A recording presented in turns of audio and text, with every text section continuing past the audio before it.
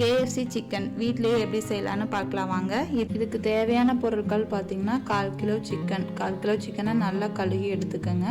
வரமிளகாத்தூள் 2 teaspoon, garam masala 1 teaspoon, உப்பு தேவையான அளவு, மல்லித்தூள் 1 டீஸ்பூன், மஞ்சத்தூள் 1/4 டீஸ்பூன், லெமன் 1/2 டீஸ்பூன், இஞ்சி பூண்டு பேஸ்ட் 2 டீஸ்பூன் ஆட் பண்ணிக்கோங்க.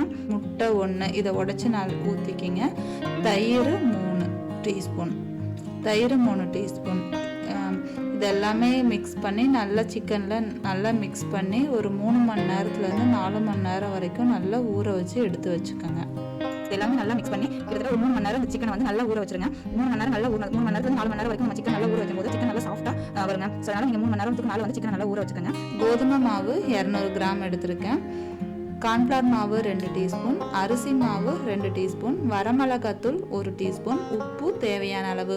இது எல்லாமே ட்ரையாக தண்ணி விடாமல் ட்ரையான மாவு மாதிரி நல்லா நீங்கள் மிக்ஸ் பண்ணி எடுத்து வச்சுக்கோங்க. இது கூட நம்ம 3 மணி நேரம் ஊற வச்சுருக்கிற சிக்கனை நல்லா டிப் பண்ணி நல்லா அந்த மாவில் நல்லா டிப் பண்ணி எடுத்து வச்சுட்டு நமக்கு தேவையான அளவு பொரிக்கிறதுக்கு தேவையான அளவு எண்ணெய் ஆட் பண்ணிவிட்டு நீங்கள் அதில் ஒவ்வொரு சிக்கனாக போட்டு இது சிக்கன் நல்லா வேகிற வரைக்கும் நீங்கள் விடுங்க. நல்லா ப்ரௌனிஸாக வந்ததுக்கப்புறம் அந்த எண்ணெய் கொதிக்கிறப்போ அந்த பபுள்ஸ் எல்லாம் நீங்கள் இதை ஸ்டாப் ஆனதுக்கப்புறம் எடுத்தாலே சிக்கன் நல்லா சாஃப்டாக வெந்திருக்குங்க.